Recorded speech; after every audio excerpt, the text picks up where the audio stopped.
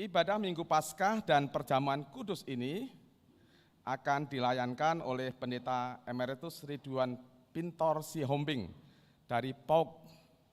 Tadi saya sempat tanya PAUK itu apa? Yaitu Persekutuan Okumene Umat Kristen Immanuel Cijantung Jakarta.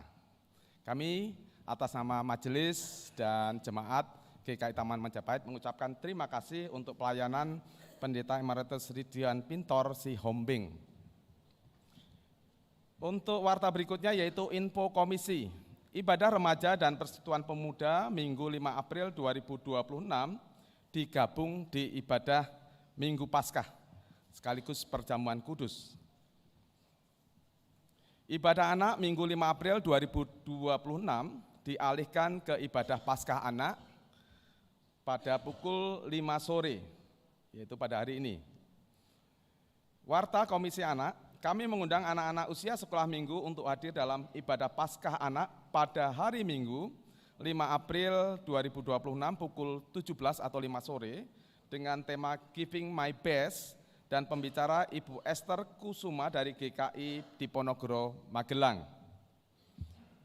Warta Persekutuan Komisi Usia Lanjut, Persekutuan Usia Lanjut akan dilaksanakan pada hari Sabtu tanggal 11 April 2026 pada pukul 9 di gedung gereja. Untuk warta kantin hari ini, kantin libur.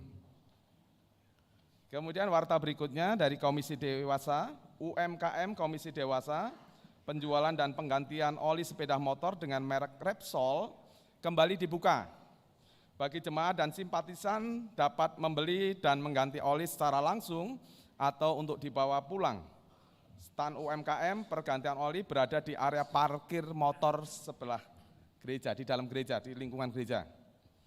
Dengan rutin mengganti oli, maka motor kita akan terhindar dari kerusakan. Untuk itu mari kita saksikan tayangan berikut ini. Ganti oli di bengkel sudah biasa. Ganti oli di gereja luar biasa. Di gereja Taman Majapahit Semarang habis kebaktian yang butuh servis. Ayo merapat, dijamin puas, murah dan berkualitas.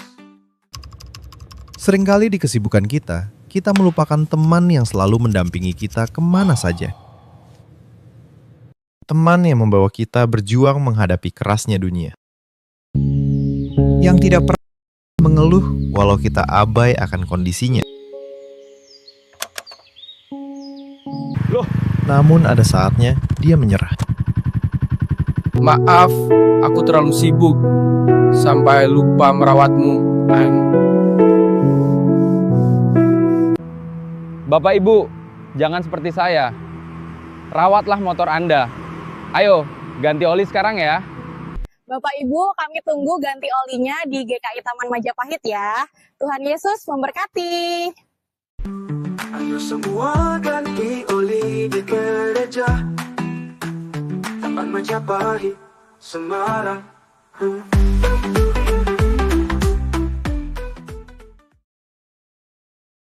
Membeli oli di luar hari Minggu, Bapak Ibu bisa menghubungi Bapak Cahyo atau Bapak Filipus. Warta yang terakhir yaitu pesan pastoral Paskah dari BPMS GKI tahun 2026. Kita akan menyaksikan video pesan Paskah, pesan pastoral ini secara Salam sejahtera bagi saudara sekalian, seluruh anggota dan simpatisan GKI yang dikasihi oleh Tuhan. Memasuki masa raya Paskah 2026, dunia masih diperhadapkan pada situasi dan kondisi yang tidak menentu. Di Indonesia, kita masih bergulat dengan persoalan ekonomi yang sulit, juga penanganan pasca bencana banjir bandang di sejumlah tempat belum tuntas dilakukan. Kami menyampaikan apresiasi mendalam kepada seluruh jemaat GKI, karena sekalipun dalam situasi sulit, namun tetap berkomitmen untuk memberikan bantuan kepada para penyintas bencana melalui tim GKI, maupun cara lain untuk meringankan beban penderitaan yang dialami oleh saudara-saudara kita. Situasi dunia semakin memburuk ketika Amerika Serikat dan Israel memutuskan untuk menyerang Iran. Aksi saling serang tidak hanya memakan korban jiwa, tetapi juga berdampak buruk pada perdamaian dunia dan perekonomian dunia, termasuk Indonesia. Ketika Iran menutup Selat Hormuz, maka harga minyak melambung tinggi, sehingga harga berbagai komoditas juga menjadi mahal. Karena proses produksi dan transportasi berbagai barang berkaitan dengan harga minyak. Ini menjadi persoalan serius bagi semua negara. Apa yang dapat kita lakukan? Paskah mengajak setiap orang beriman untuk terus belajar mempunyai pengharapan di dalam Tuhan. Karya kasih Tuhan tidak seperti yang manusia pikirkan. Keselamatan dari Tuhan tidak datang dengan cara instan. Karya Allah hadir pada saat manusia hidup bersandar dan berpengharapan kepada Tuhan. Mari kita berdoa sambil terus berharap bahwa Tuhan yang menciptakan langit dan bumi menyatakan kasih dan kuasa-Nya dalam berbagai krisis yang sedang dialami dunia, sehingga keadaan yang penuh damai sejahtera segera terwujud. Dalam situasi krisis, marilah kita menunjukkan keprihatinan dengan hidup hemat dan bijak mempergunakan sumber daya, terutama sumber daya yang tak terbarukan. Pada kesempatan ini, kami juga mengajak seluruh anggota dan simpatisan GKI untuk mendoakan perjalanan pelayanan di semua ruang lingkup GKI, agar GKI setia menjalankan panggilan sebagai gereja Tuhan. Pada tahun ini akan terjadi pergantian kepemimpinan Sinode GKI. Juga akan terjadi pergantian kepemimpinan di Sinode wilayah pada tahun 2027. Semoga Tuhan menolong semua proses ini. Saudara-saudara yang dikasihi oleh Tuhan. Dalam kesempatan ini, Badan Pekerja Majelis Sinode GKI mengucapkan Selamat Paskah 2026 kepada seluruh anggota dan simpatisan GKI. Tuhan Yesus Kristus kiranya senantiasa menolong, memperlengkapi, dan memberkati kita agar terus menjadi berkat bagi sesama. Amin.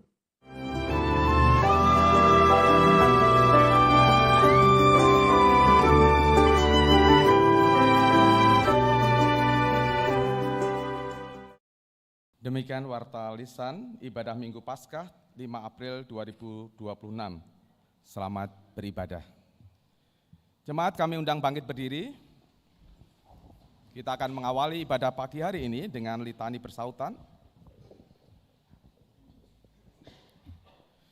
Bersyukurlah kepada Tuhan sebab Ia baik. Bahwasanya untuk selama-lamanya kasih setianya. Tuhan itu kekuatanku dan mazmurku. Ia telah menjadi keselamatanku. Suara sorak-sorai dan kemenangan di kemah orang-orang benar. Tangan kanan Tuhan melakukan keperkasaan. Tangan kanan Tuhan berkuasa meninggikan. Tangan kanan Tuhan melakukan keperkasaan. Aku tidak akan mati, tetapi hidup. Dan aku akan menceritakan perbuatan-perbuatan Tuhan. Tuhan telah menghajar aku dengan keras. Tetapi Ia tidak menyerahkan aku kepada maut. Sebab Kristus telah menang atas maut, mari memuliakan Yesus Sang Raja. Kristus bangkit, soraklah.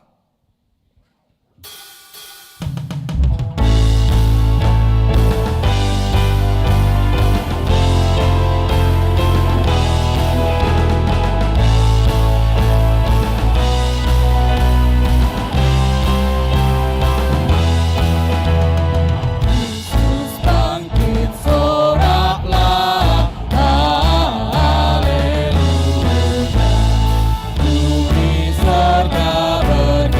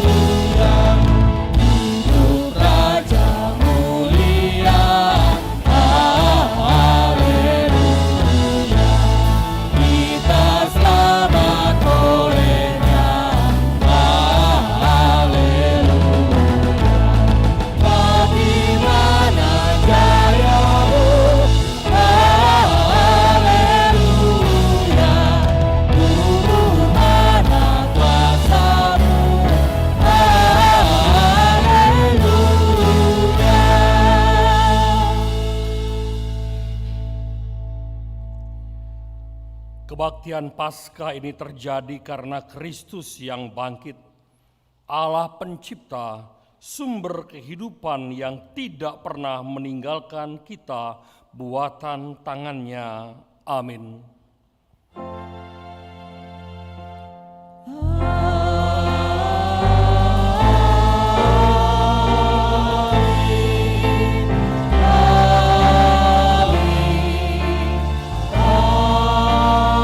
Memisahkan manusia dari ciptaan lain.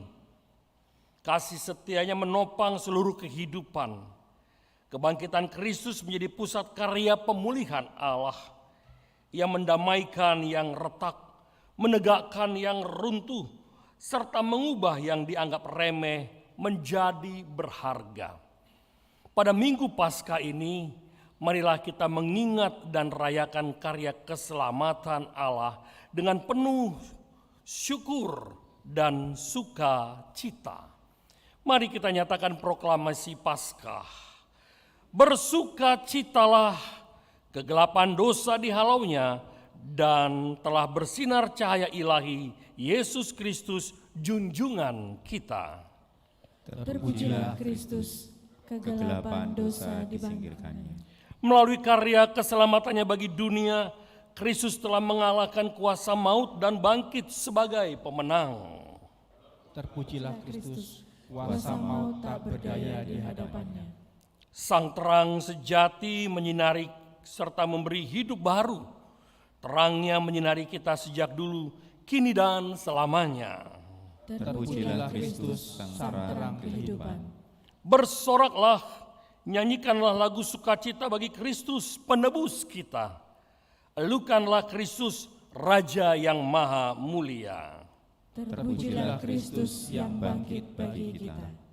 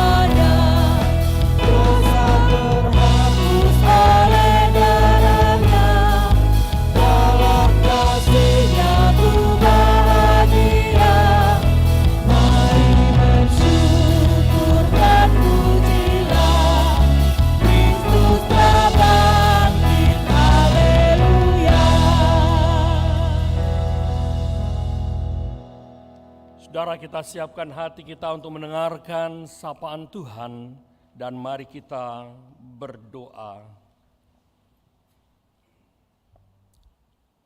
Kami merayakan syukur atas kebangkitan-Mu ya Yesus Kristus, yang mengalahkan dosa dan maut.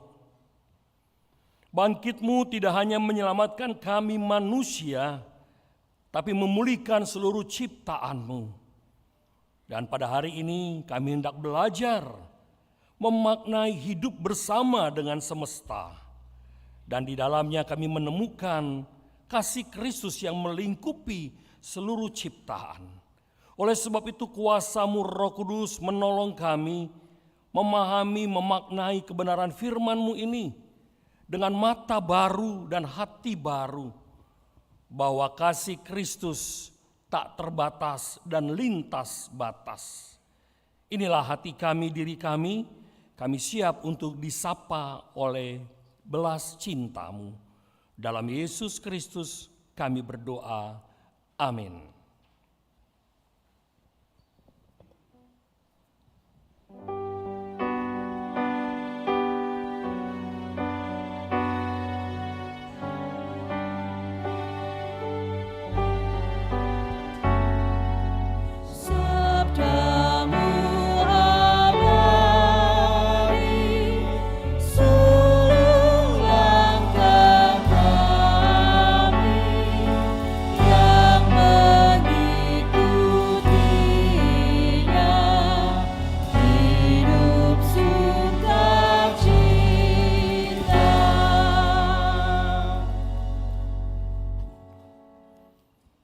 Inilah Injil Yesus Kristus menurut Matius pasal 28 ayat 1 sampai dengan 10. Kebangkitan Yesus.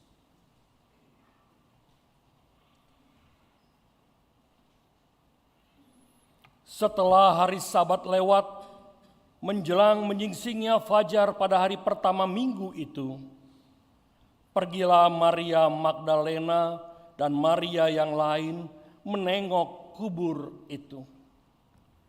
Tiba-tiba terjadilah gempa bumi yang hebat, sebab seorang malaikat Tuhan yang turun dari langit datang ke batu penutup itu dan menggulingkannya lalu duduk di atasnya. Wujudnya bagaikan kilat dan pakaiannya putih bagaikan salju. Penjaga-penjaga itu pun gentar ketakutan dan menjadi seperti orang-orang mati. Akan tetapi malaikat itu berkata kepada perempuan itu, "Janganlah takut, sebab aku tahu kamu mencari Yesus yang disalibkan itu. Ia tidak ada di sini, sebab ia telah bangkit, sama seperti yang telah dikatakannya. Mari, lihatlah tempat ia dibaringkan." Segeralah pergi dan katakanlah kepada murid-muridnya bahwa ia telah bangkit dari antara orang mati. Ia mendahului kamu ke Galilea. Di sana kamu akan melihat dia. Sesungguhnya aku telah mengatakannya kepadamu. Mereka segera pergi dari kubur itu dengan takut dan sukacita yang besar dan berlari cepat-cepat untuk memberitahukannya kepada murid-murid Yesus. Tiba-tiba Yesus menjumpai mereka dan berkata, "Salam bagimu." Mereka mendekatinya dan memeluk kakinya serta menyembahnya. Kata Yesus kepada mereka, "Jangan takut, pergi dan katakanlah kepada saudara-saudaraku supaya mereka pergi ke Galilea dan di sanalah mereka akan melihat aku." Demikianlah pembacaan firman Tuhan. Yang berbahagia adalah mereka mendengar, memelihara dan melakukan sabda Allah. Haleluya.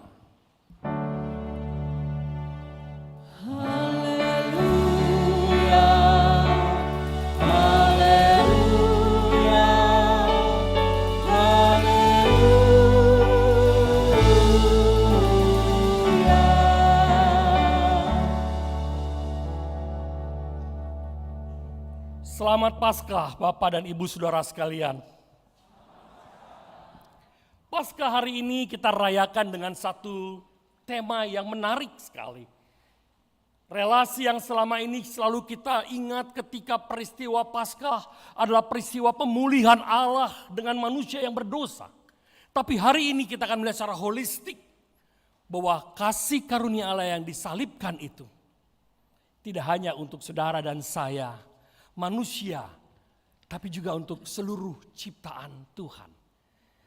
Saudara, saya tidak tahu bagaimana cara saya melihat slide, karena slide di sana tidak bisa terlihat.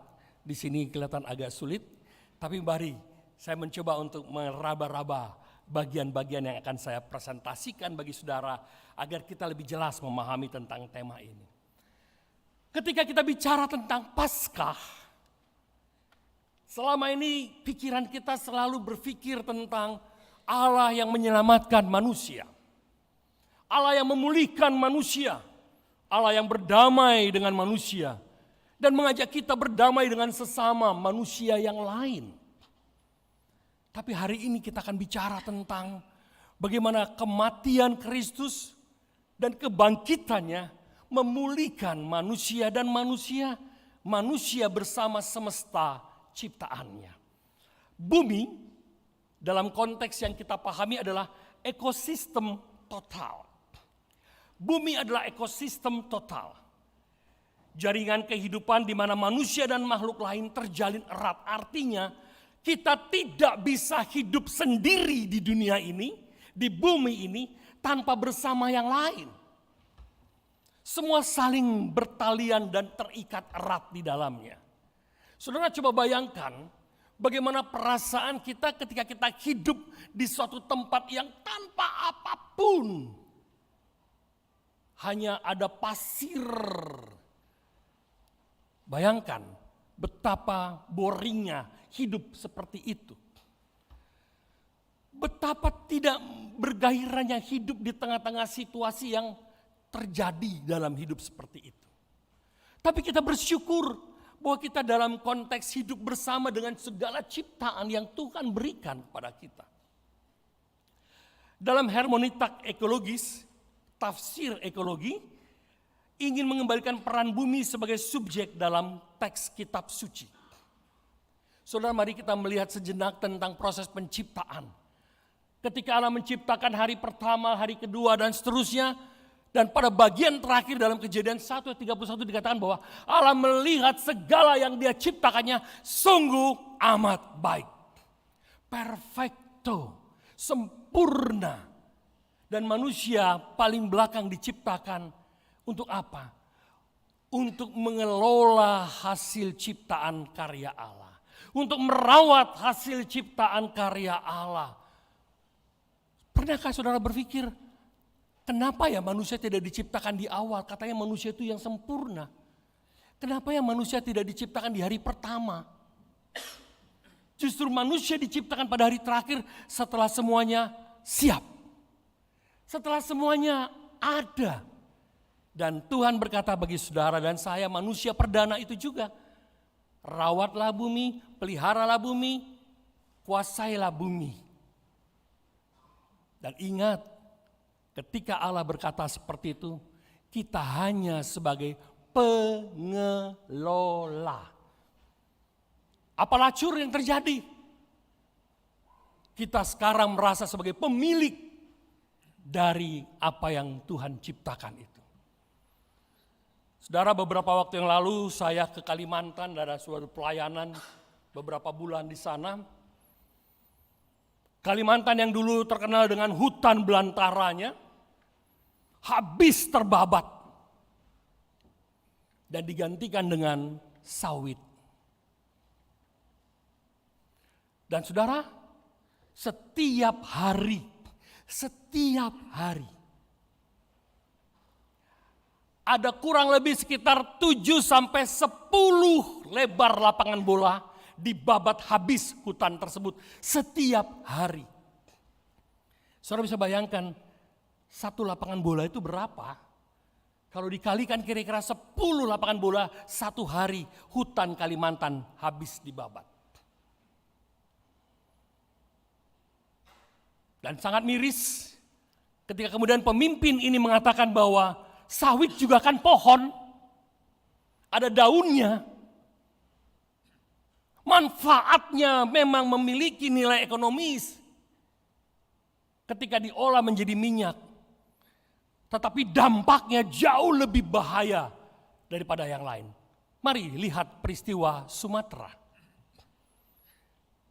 Sumatera Barat, Sumatera Utara sampai Aceh habis dilalap dengan hutan-hutan yang digundulkan dan kayu-kayu yang ditebang. Hari ini kita mau belajar bersama tentang keprihatinan kita terhadap bumi ciptaan yang tak pernah kita buat, tak pernah kita bentuk, tak pernah ada karya tangan di dalam mengelola bumi yang diciptakan Allah tersebut. Hanya diminta untuk menjaga, merawatnya. Tapi justru kita menjadi pemerkosa bumi tersebut. Apa yang menarik kemudian, seorang teolog ekologi yang bernama Norman C. Hubble. Saudara, saya minta tolong multimedia membantu saya saja, saya nggak usah pakai ini. Nanti sekarang nggak kelihatan gitu ya. Ada 6 prinsip membaca kitab suci dalam perspektif ekologis. Ada 6 prinsip katanya. Prinsip pertama adalah prinsip intristik, di mana bumi dan seluruh isinya memiliki nilai intristik tersendiri di hadapan Allah. Wow, saudaraku. Jadi jangan merasa bahwa diri kita lebih hebat daripada bumi ciptaan Allah. Jangan merasa bahwa kita adalah super dibandingkan dengan monyet.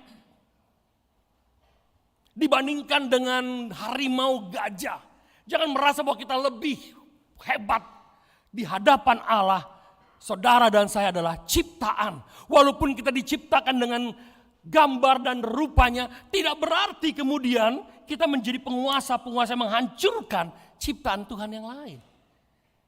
Ingat konsep perdananya, kita adalah pengelola, manajer, bukan owner dari bumi ciptaan Tuhan ini. Yang kedua, prinsip keterhubungan.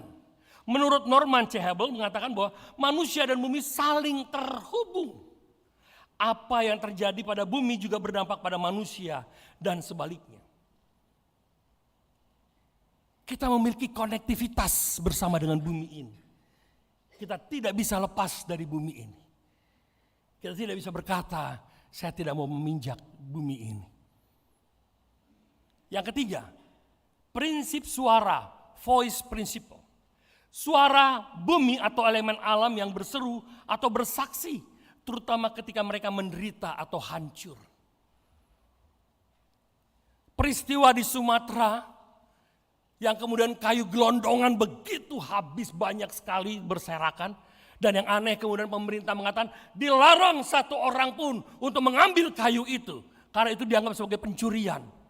Katanya ini adalah efek dari hutan. Tapi ketika mau dikelola oleh masyarakat untuk membangun tiang-tiang rumah, dibilang itu pencurian. Kalau pencurian berarti ada yang punya dong kayu itu. Tapi dikatakan bahwa ini adalah gejala alam. Yang benar yang mana? Apa kita dibodoh-bodohkan dengan situasi seperti itu? Oke, baiklah. Engkau bisa membodohi masyarakat, tapi tidak dengan Allah. Gerakan suara alam itu menunjukkan protes dirinya terhadap perlakuan yang tidak adil terhadap diri semesta itu. Dan ini yang bahaya, sangat miris. Mereka-mereka yang berada di kampung-kampung itu, yang tidak pernah menebang pohon itu, yang tidak meratakan tanah dengan bulldozer dan juga dengan alat-alat potong yang canggih, justru terdampak. Tapi mereka yang memiliki kekuasaan di pusat-pusat kota, yang memiliki teken perintah aman, tenang, dan damai. Di manakah keadilan ini? Mengapa harus rakyat yang menderita sengsara akibat suara alam yang menolak ketidakadilan atas dirinya? Sementara mereka yang menjadi orang-orang penentu dengan tanda tangan sakti mereka, dengan suara mereka bisa meluluhlantakan, meratakan semua dan mengganti dengan sawit. Mereka aman dan selamat. Gregetan rasanya ketika melihat dan memahami situasi itu. Teman-teman dari GKI ke sana, saudaraku. Gerakan Kemanusiaan Indonesia. Dan apa yang mereka katakan? Ini lebih parah dari tsunami.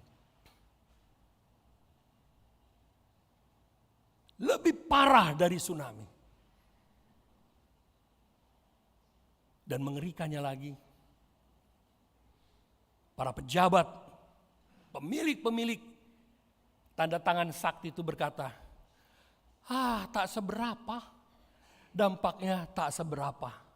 Dalam waktu beberapa hari listrik akan segera menyala. Tak seberapa. Sudah tidak ada lagi orang-orang di pengungsian. Sudah tidak ada lagi tenda-tenda, mereka sudah kembali ke rumah mereka. Tapi lapangan menyatakan masih banyak yang tinggal di tenda-tenda tersebut.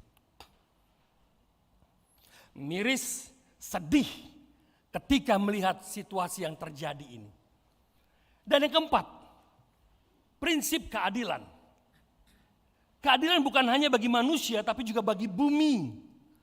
Eksploitasi alam tanpa tanggung jawab ditentang oleh Allah.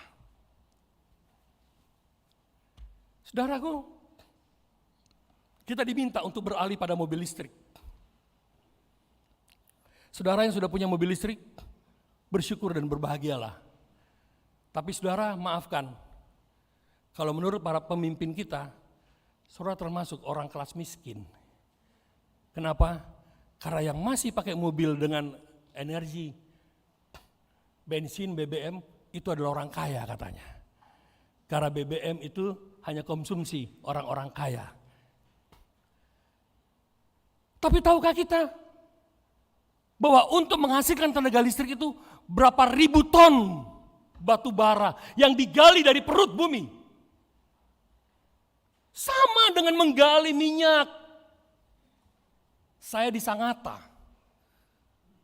tempat di mana penggalian besar-besaran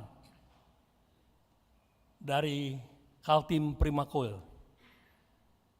Batu bara yang tiap hari berton-ton masuk ke dalam kapal untuk dijual. Dan bumi Kalimantan dikeruk sampai ke perut buminya. Sampai tak ada lagi ampas dari batu bara. Baru mereka tinggal dan cari tempat yang lain. Oh memang nanti akan ditutup kembali. Oh nanti akan dari sekian banyak yang digali, mungkin hanya beberapa yang ditutup. Tapi hampir kebanyakan menganga lebar. Bagaimana cerita kita mengatakan bahwa kita akan beralih pada tenaga listrik, kalau ternyata apa yang menjadi pembangkit listrik itu juga diambil dari batu bara. Sama dengan minyak bumi yang dikeruk. Bukan teknologi terbarukan. Tapi okelah, kita mencoba belajar untuk berkata, tentu ada proses tahap ke depannya. Semoga. Tapi tak perlulah ada statement mengatakan perbedaan antara mobil listrik dan mobil BBM, minyak. Cukup mengatakan bahwa ini teknologi yang sedang kita kembangkan untuk perlahan menjadi teknologi terbarukan. Walaupun mungkin saudara pemakai mobil listrik akan berkata, tapi kami lebih hemat dibandingkan Bapak yang pakai mobil konvensional. Setuju, Anda lebih hemat. Tapi sumber yang Anda pakai adalah sama dari perut bumi yang dikeruk tanpa memahami tentang keadilan bumi itu sendiri. Kelima, prinsip kekudusan. Bumi adalah tempat yang kudus karena merupakan ciptaan Allah. Ini adalah ciptaan Allah yang harus kita pelihara. Tempat yang kudus di mana Allah bersemayam dalam kasih dan cintanya bagi semesta. Dan yang keenam, prinsip resistensi. Segala bentuk eksploitasi dan perusakan bumi adalah bentuk perlawanan terhadap budaya denominasi, budaya kekuasaan di dalamnya. Lalu bagaimana teks ini akan kita tarik ke dalam cerita Paskah? Saudara, saya tahu saudara pasti mulai membosankan mendengarkan khotbah ini. Aduh, ini alam apa sih hubungannya? Saudara, mari kita belajar bersama saat ini. Ini bukan soal bagaimana cocok logi. Tapi bagaimana kemudian kita belajar memahami tentang gerakan alam yang terjadi dalam peristiwa kematian Kristus dan kebangkitan Kristus. Ini bukan soal cocok logi. Alam turut berduka atas kematian Kristus. Gempa bumi bukan hanya latar, tapi bahasa bumi untuk menyuarakan keterlibatan Allah dalam ciptaannya, dalam karya keselamatan. ketika ia berada di atas kayu salib, bumi bergetar, tirai bait Allah robek, kegelapan menyelimuti bumi saat itu. Alam turut berduka, alam turut menangis terhadap Sang Putra Allah yang menderita itu. Saudara berkata, ini cocok logi. Mari saya mengajak saudara untuk memahami satu hal. Pernahkah saudara menghadiri sebuah pemakaman? Yang kemudian saudara lihat bagaimana kemudian situasi ketika pemakaman terjadi, lalu turun hujan yang lebat. Ada dua paradigma di dalamnya. Alam turut berduka, atau kemudian orang berkata yang lain yang sirik pada si orang yang meninggal ini. Rasain lu ditolak oleh alam kan? Kita sering menempatkan hal itu. Tapi kali ini teks ini ingin mengatakan mengapa? Saudara bayangkan, peristiwa penyalipan itu dengan peristiwa yang dramatis terjadi dengan gerakan alam dan kemudian diulang dalam peristiwa kebangkitan Kristus. Mari saya akan membacakan bagi saudara. Dalam ayat yang kedua dari bacaan kita tadi. Tiba-tiba terjadilah gempa bumi yang hebat sebab seorang malaikat Tuhan yang turun dari langit datang ke batu penutup itu dan menggulingkannya lalu duduk di atasnya. Peristiwa pengulangan terjadi saudara. Bukan karena kebetulan ketika Yesus mati kemudian alam berduka. Tapi ketika Yesus bangkit pun gempa bumi terjadi, kedahsyatan terjadi. Apa artinya? Alam turut berduka ketika kematian, tapi alam turut bersuka cita atas kehidupan dan kebangkitan Kristus. Hermeneutika ekologis melihat ini sebagai pengingat bahwa ciptaan tidak pasif, melainkan ikut berbicara ketika Allah bertindak. Beberapa teks Alkitab dalam Kejadian, Keluaran 19 dan dalam Habakuk itu seringkali mengaitkan tentang hadiratnya Allah. Bahwa Allah hadir dalam setiap gempa bumi. Dalam perspektif ekologis, ini berarti bahwa kehadiran Allah tidak hanya dinyatakan pada manusia, tapi juga melalui bumi itu sendiri. Kebangkitan Kristus bukan hanya berita rohani, tapi juga tanda kosmik di mana ciptaan diguncang dan diubahkan. Gempa bumi tanda penghakiman dalam pemahaman orang Yahudi. Gempa bumi tanda kehadiran Allah. Gempa bumi tanda di mana Allah berkuasa atas semesta ini. Sampai sekarang orang gak pernah tahu kan kapan akan terjadi gempa bumi kan.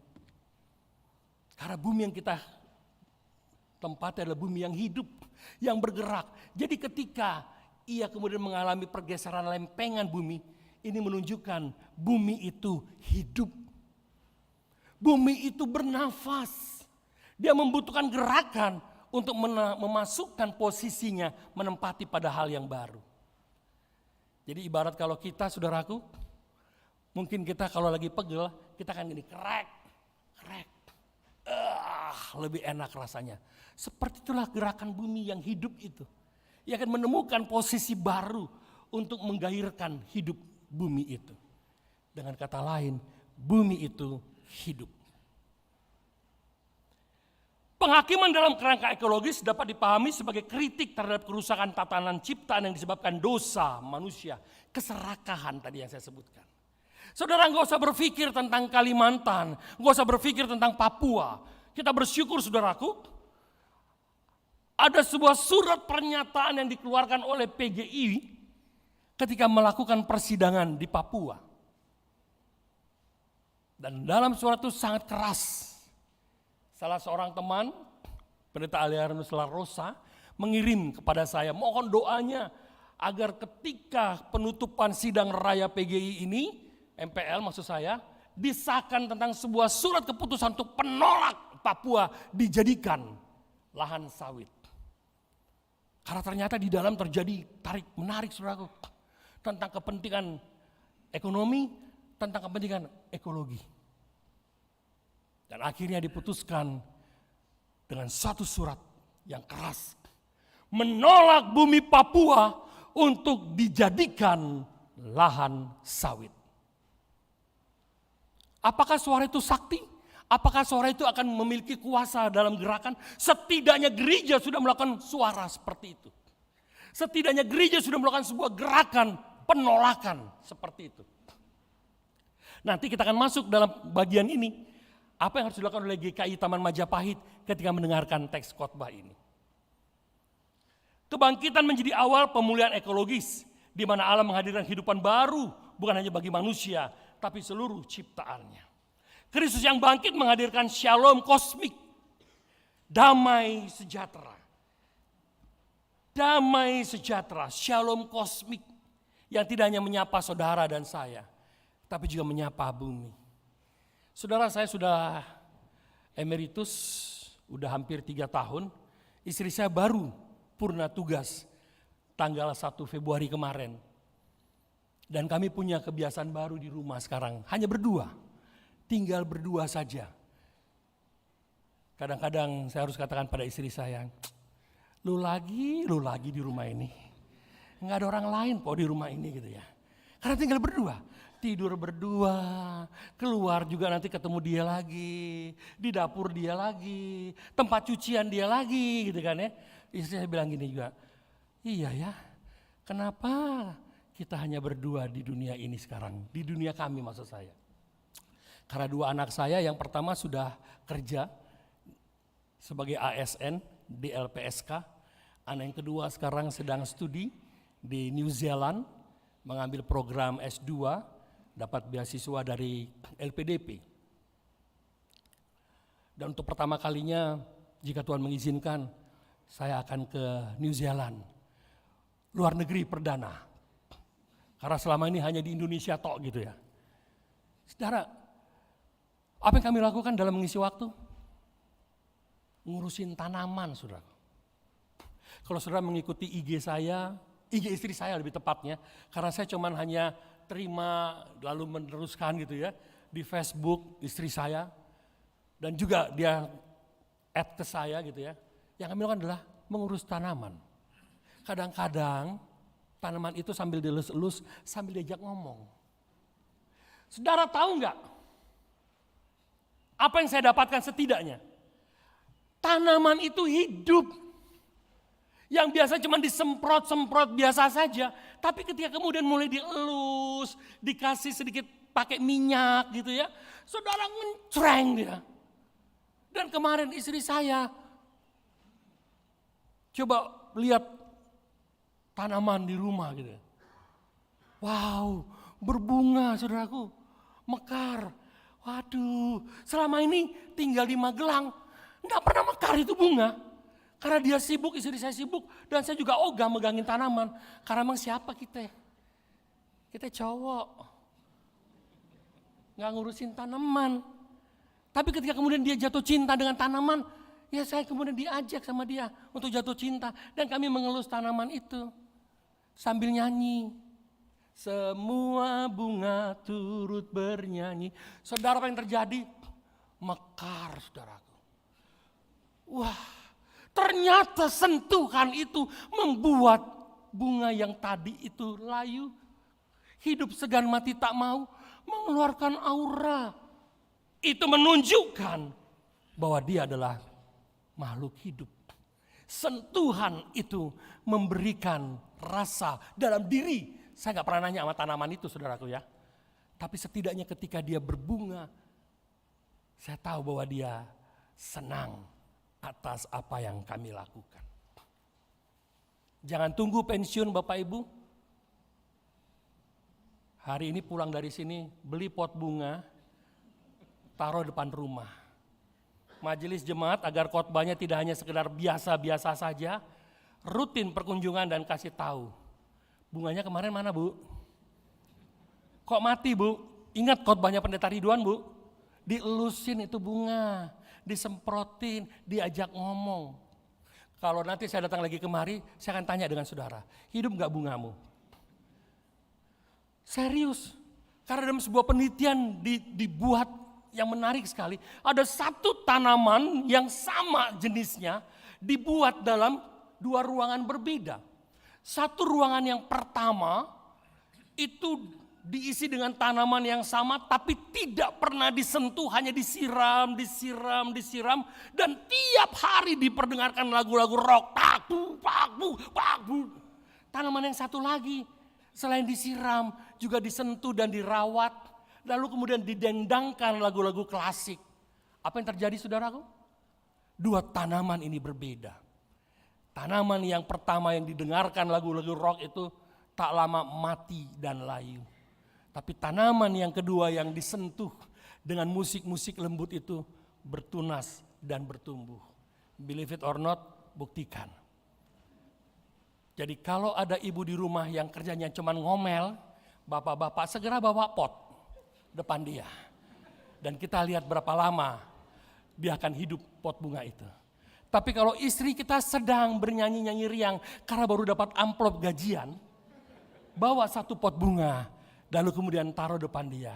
Dan kita akan lihat nantinya setelah itu bilang dengan dia, ini loh mam, yang hidupnya segar. Ini loh mam, yang hidupnya layu karena keomelin. Lalu istri bukan berkata, agar aku tak ngomel, tiap hari isi amplopku. Saudaraku, sekarang mari kita refleksi bagi gereja. Apa yang harus kita lakukan?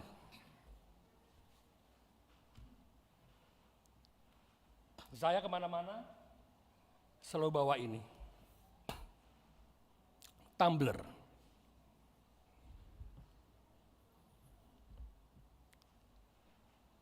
Gereja kita masih pakai ini. Ya Pak Pendeta, kalau kita nggak beli ini gimana dong pabriknya?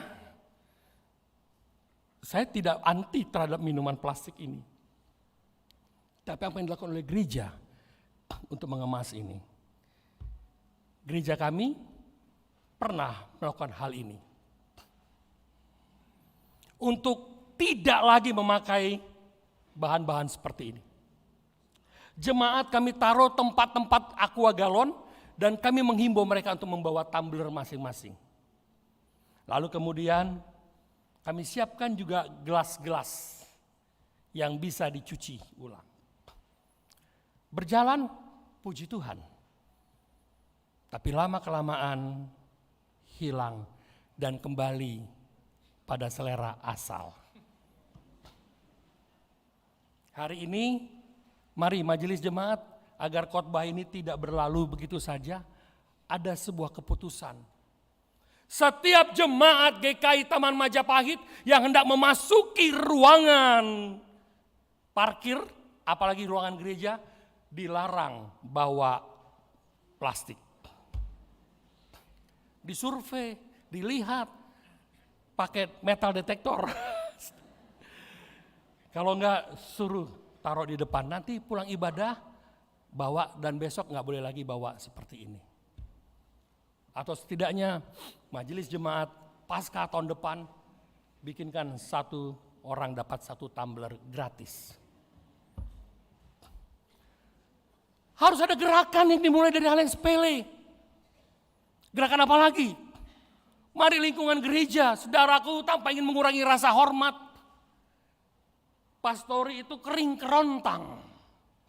Tak ada pot bunga di atas taman itu. Di belakang dekat toren kering kerontang. Tak ada yang hijau-hijau di situ. Ayo sarpras, biar betah pendetanya di situ, dibikin pot bunga. Lah Pak Seopo sing ngopeni, lah yang majelis dijadwal satu persatu. Hari Senin sopo sing ngopeni, hari Selasa sopo. Iya, sambil ada CCTV. Kalau ndak ngopeni satu hari ndak bisa pelayanan 2 kali, gitu loh. Wah, gelem ya majelisnya. Tenan ora iso nglayani, wes aku gelem aku bisa melaku. Luar gereja. Lihat itu dia punya tanaman di situ, tanaman pagar itu. Nutupin got. Wah, ini Pak Pendeta ki kacau ini. Bongkar kami sarpras ini. Mohon maaf sarpras. Harus dimulai. Jadi ketika kita bicara tentang kebangkitan Kristus, itu bicara tentang pemulihan ciptaannya, dirawat. Sebagaimana Kristus merawat saudara dan saya.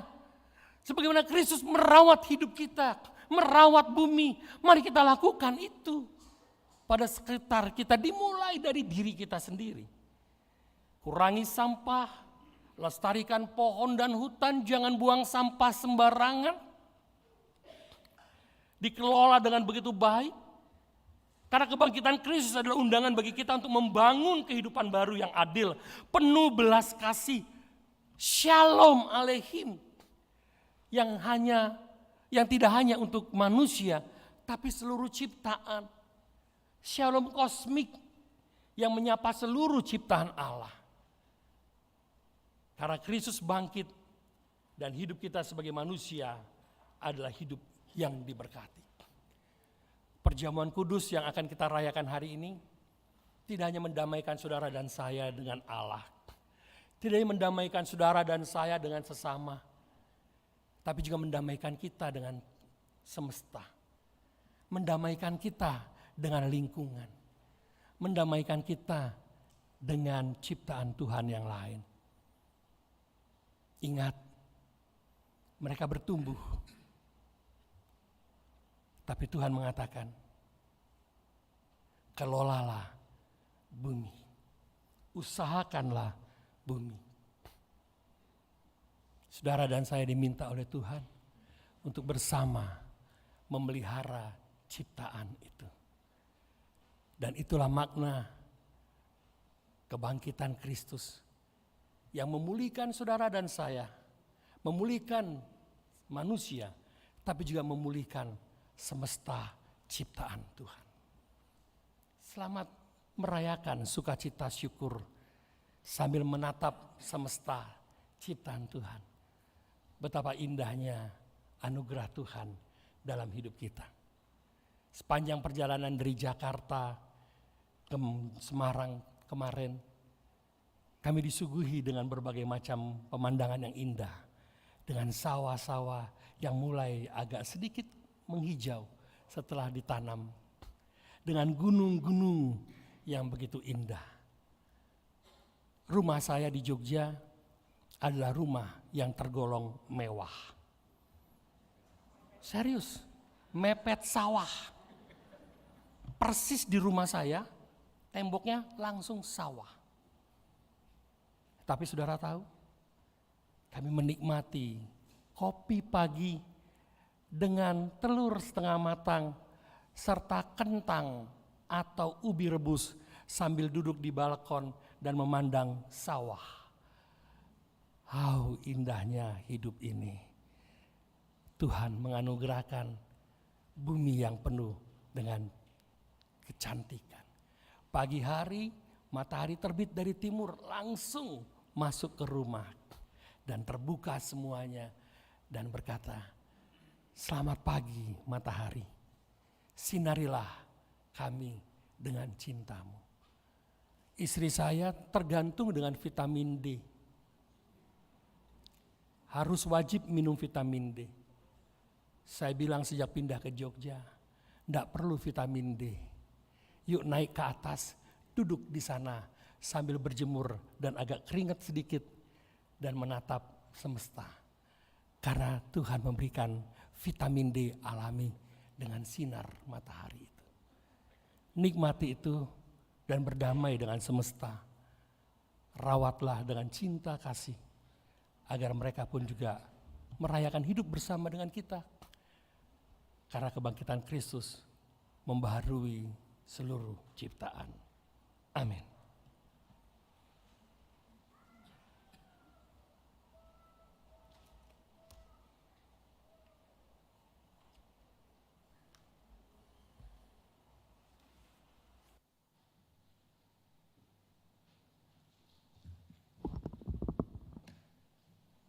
Kami undang jemaat berdiri.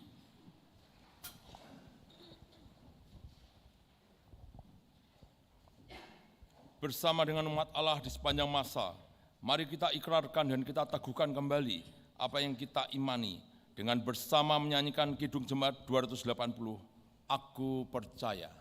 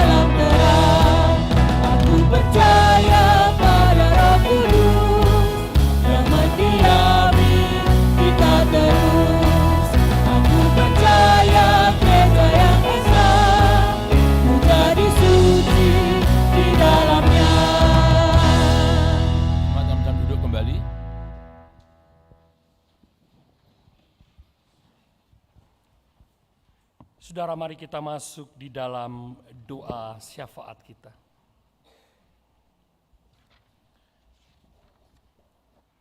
Kami bersyukur ya Allah, hari ini kami disapa dengan mata baru dan hati baru untuk melihat kebangkitan Kristus. Tuhan yang menang atas maut, yang memulihkan seluruh ciptaan, mendamaikan Engkau ya Allah dengan kami manusia, mendamaikan kami sesama manusia, tapi mendamaikan kami dengan semesta ciptaan-Mu. Ampuni kami jika seringkali kami memperkosa alam ciptaan-Mu.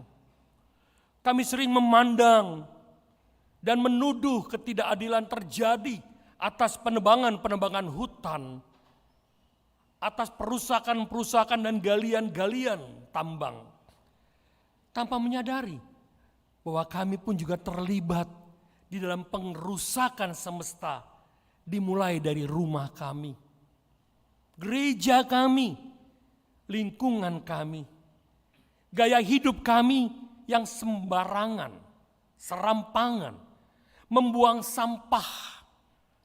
Bahkan ketika kami memandang jalan raya sebagai tempat sampah terbesar, tanpa rasa bersalah, melempar tisu, melempar bungkus makanan ke jalanan. Kami turut serta dalam merusak lingkungan. Mungkin kami akan membela diri dan berkata, itu tak seberapa. Tapi bukankah dari hal-hal kecil yang kami biasakan itu, justru itu juga turut serta dalam pengrusakan semesta. Ubah cara kami, ubah hidup kami, agar kami bertanggung jawab setidaknya dari hal-hal yang kecil. Kami bersyukur Tuhan untuk gereja-Mu, GKI Taman Majapahit, di mana kami sedang diajak bersama untuk melihat perspektif baru dalam memandang semesta sebagai ciptaan-Mu yang diselamatkan melalui kebangkitan Kristus. Biarlah kami sebagai keluarga-keluarga, jemaat, simpatisan, bersama dengan setiap persekutuan yang ada di gereja ini, membangun relasi yang baik, membangun kebersamaan yang indah, dan memelihara apa yang Tuhan berikan dalam kehidupan persekutuan kami. Kami berdoa untuk setiap pergumulan, masalah, persoalan, penderitaan. Tuhan menolong kami untuk melihat bahwa kami punya Tuhan yang bangkit, Tuhan yang memulihkan, Tuhan membaharui, Tuhan memberikan pengharapan di dalamnya. Ajarkan kami untuk senantiasa mensyukuri dan merayakan hidup sebagai anugerah Tuhan. Ketika tubuh ini lelah, lemah karena usia, karena sakit, karena berbagai macam pergumulan kehidupan, ekonomi, keluarga, dan banyak hal lain. Ingatkan pada kami untuk bersorak-sorai, karena kami tahu Tuhan kami hidup, menang, dan memulihkan setiap hidup kami yang retak, remuk, redam. Kami berdoa untuk badan-badan pelayanan di gereja Tuhan di tempat ini, GKI Taman Majapahit. Majelis jemaat, komisi-komisi, bidang-bidang, tim-tim, panitia-panitia. Tuhan, berikan kesatuan hati, derap langkah yang sama. Sekalipun setiap kami punya ide, punya kehendak, tapi ingatkan kami punya kebersamaan yang harus kami pelihara di dalamnya. Agar setiap ide itu bisa dituangkan dalam cinta untuk merajut kebaikan dalam kebersamaan. Beri kami pemahaman setiap jemaat, setiap simpatisan memiliki kualitas yang sama di hadapan Tuhan. Memiliki cinta yang sama, keterlibatan yang harusnya sama pula dalam melayani. Kami berdoa untuk seluruh badan pelayanan, bahkan termasuk dalam proses kependetaan yang sedang dijalani oleh saudara kami Andra. Tuhan memberkati dia, mempersiapkan dia dengan kerendahan hati, ketulusan, kesungguhan untuk siap mengambil bagian sebagai gembala yang membawa jemaat ini nantinya di dalam kehidupan bertumbuh dan bertambah dalam iman. Kami berdoa untuk pelaksanaan ibadah onsite dan live streaming, agar setiap kami diberkati melalui tayangan dan tayangan, tapi juga diberkati melalui kehadiran dalam relasi tatap muka bersama di tempat ini. Tuhan berkati tim multimedia agar bersama semangat dan membawa kabar sukacita ini kemana-mana tempat yang bisa dilihat, disaksikan oleh banyak orang. Kami berdoa untuk Indonesia. Kami berdoa untuk keadilan, kedamaian, kesejahteraan, kemakmuran bangsa ini.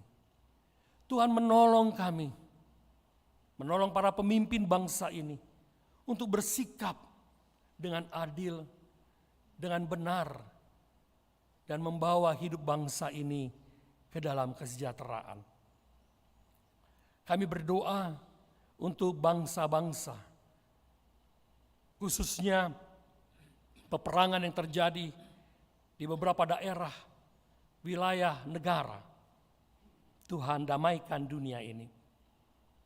Satukan dalam cintamu, agar arogansi kekuasaan, pamer alat militer, dengan kekuatan-kekuatan yang membinasakan, henti, stop, dan melihat setiap apa yang terjadi menjadi tanggung jawab di hadapan Allah. Berkatilah proses perdamaian dunia ini. Inilah doa kami dan syukur kami kepada-Mu ya Allah, dalam Yesus Kristus. Amin.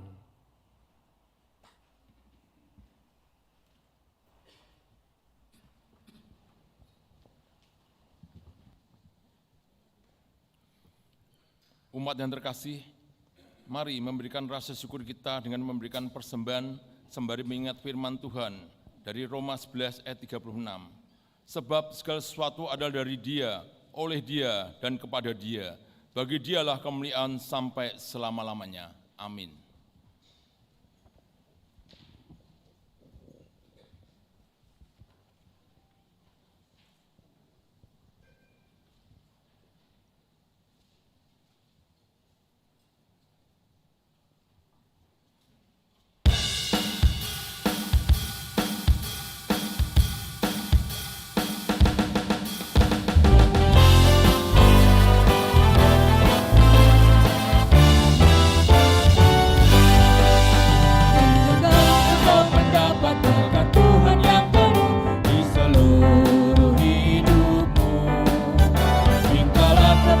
Bapamu yang janjinya teguh menyertai langkahmu.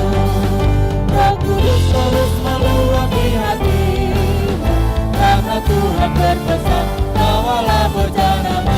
Roh Kudus terus meluapi hatimu, dengan kuasa-Nya. Bawalah bencanamu yang kosong pada penebus, wahai kawan yang lesu. Yang rendah tetap nantikan Roh Kudus masuk dalam hatimu. Roh Kudus terus meluapi hatimu, karena Tuhan berpesan, bawalah bencanamu. Roh Kudus terus meluapi hatimu, dengan kuasa-Nya.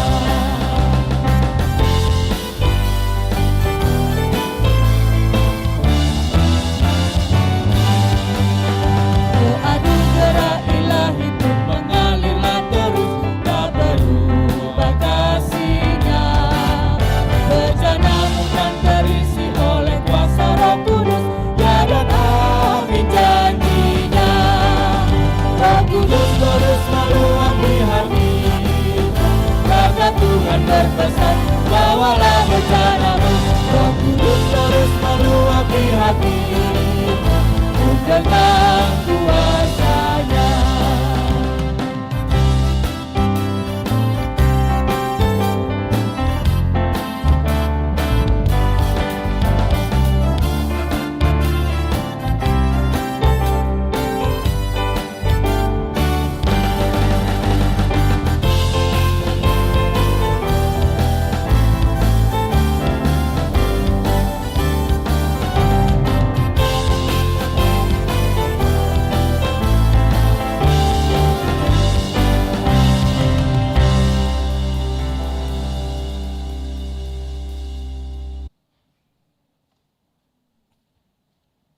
Mari kita menaikkan doa persembahan kita. Sungguh ya Tuhan, kami bersyukur punya Allah seperti-Mu ya Tuhan. Allah yang maha baik, Allah yang sangat mengasihi kami ya Tuhan. Bahkan rela mati bagi kami, menebus dosa kami ya Tuhan. Dan di hari ini ya Tuhan, kami peringati akan kebangkitan-Mu. Engkau telah menang dengan melawan maut ya Tuhan. Dan menjadi sukacita bagi kami, bahwa hidup kami tidak sia-sia. Bahwa hidup kami akan bersama Engkau di surga ya Tuhan. Dan kalau dalam hidup kami ya Tuhan, kami ucap syukur untuk segala kasih-Mu, berkat-Mu terus mengalir. Berikan kami hikmat-Mu mengelola keuangan kami dengan bijaksana ya Tuhan.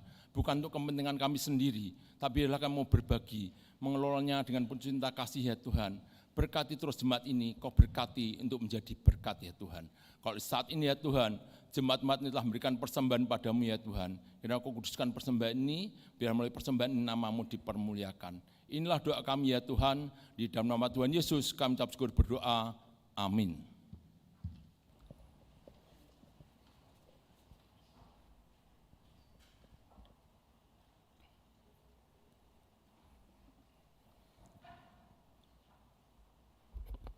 Pergilah dalam sukacita.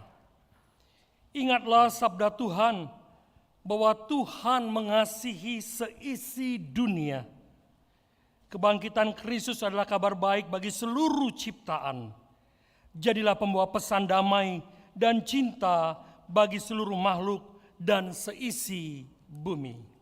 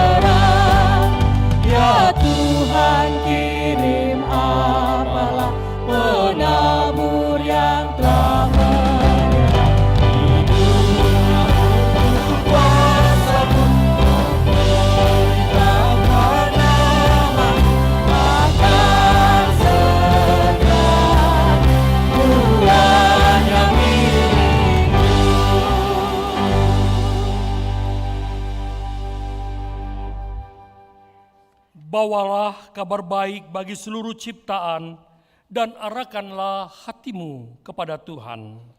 Kami mengarahkan hati kepada Tuhan.